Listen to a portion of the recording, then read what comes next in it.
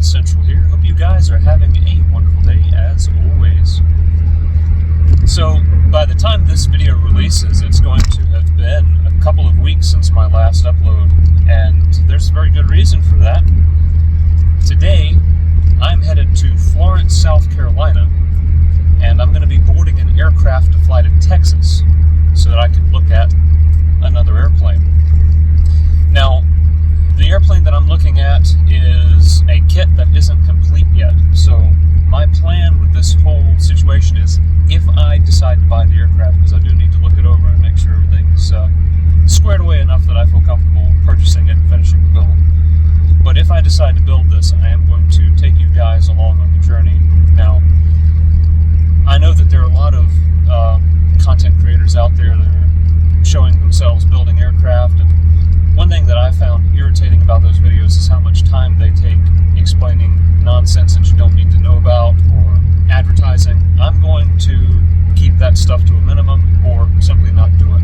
I want these videos to be short and sweet and show you the meat of what I'm actually doing. Anyway, that's the plan. I'll go more into detail once we take a look at the airplane. Again, not going to drag things out, so might be a little bit of B-roll, but not too much. Let's take a look at that airplane. Now, it may seem odd to some of you that I'm including footage of my travel from North Carolina to Texas, but really this was part of the experience. It's been a long time since I've flown on commercial airliners. If I have to do any flying, typically I'm doing it myself, but for this particular trip, it just wasn't feasible to take the Sundowner. It was a very long flight. Even with the airliners, it was a fairly long flight, but with the Sundowner, it would have been ridiculous. The Sundowner is a little bit slow, which is one of the reasons I'm looking at a different aircraft. If I want to go further afield, I need something that's a bit faster and perhaps a bit more fuel efficient. So this was part of the experience, and I learned quite a bit. If I travel on an airliner in any time in the near future, I'm going to be doing some things differently. Let's say that. One thing in particular is the fact that I'm going to have to go get a real ID, apparently. That's something that the TSA is asking for now, so if you're planning any upcoming flights within the United States and you don't have real ID, you might want to look at getting that. It's apparently an enhanced version of whatever photo ID you typically use. In my case, the driver's license, I was told that, hey, this will work right now, but come May 7th, it's not going to work anymore. So I'm going to have to look into that, and yeah, if you're going to be flying on the airliners, you're going to want to look into that as well if you haven't done so already. And again, really more so than anything else, it was just time constraints, the reason that I didn't use the Sundowner. You know, when you're planning a very long cross-country like this, you've got to take weather into account, and you've got to take your schedule into account, and my work schedule just would not have accommodated the slower movement of the Sundowner. So that was the reason that I took an airliner to go look at this particular airplane.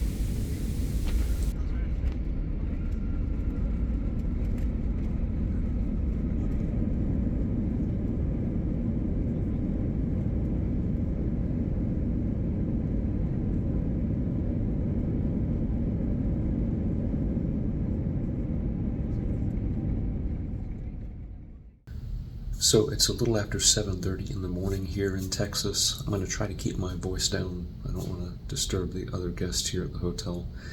Lying in bed last night, I decided, I really need to tell you guys what exactly I'm looking at.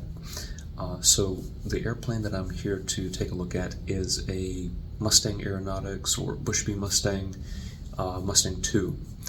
It's a two-place side-by-side airplane, very similar to a Van's RV6 as far as, cabin space and whatnot. So if you're familiar with the RV6, similar category of airplane.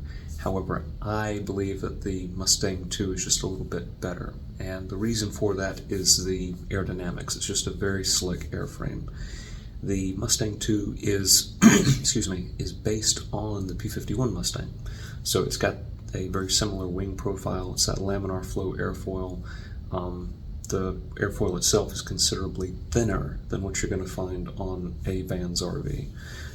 The fans are a little more focused on slow speed aerobatics, that sort of thing, with that thicker airfoil, that thicker symmetrical airfoil.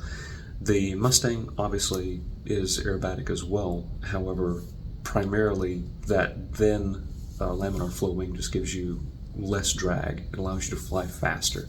Now, how much faster depends on who you ask. The airplane really needs to be built properly to be quick. It doesn't matter whether it's an RV or Mustang 2 or anything else. But all things being equal, if the airframe is built properly, you have the same horsepower, same propeller, the Mustang is going to outperform the RVs in speed. So I just wanted to update you on what exactly we're going to be looking at today. I'm supposed to meet the owner sometime around 10:30, but we'll have my first look at the airframe and see if it's worth investing my time. Now, this project is obviously incomplete, and I'm going to have to finish it. The advertisement said it's about 70% complete. I talked with my mechanic. He reckons it's not quite 70%, but I'm going to budget maybe 1.5 to 2 years of my time to finish the build. So if I think I can pull that off, I'll go ahead and purchase this airframe. Post-production central here again. I just wanted to basically tell you guys the reason that you're not going to see very much of the airplane here is because I personally felt a little uncomfortable filming at this guy's home. He might have been okay with it. He seemed pretty chill, but I didn't want to get under his skin any with filming and taking pictures. So that's why the footage of the actual aircraft is limited, but overall, I was pleased with what I saw. So I'll turn things back over to Real-Time Central after these pictures finish out.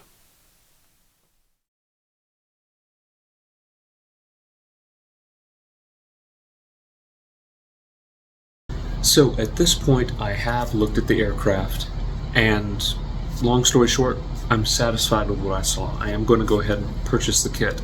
There were some things that were a little further along than I thought they would be, which was good. There were some other things that were not as far along as I had anticipated, so it probably is going to take me every bit of 2 years based on my schedule to complete the aircraft. I am going to provide regular updates by video.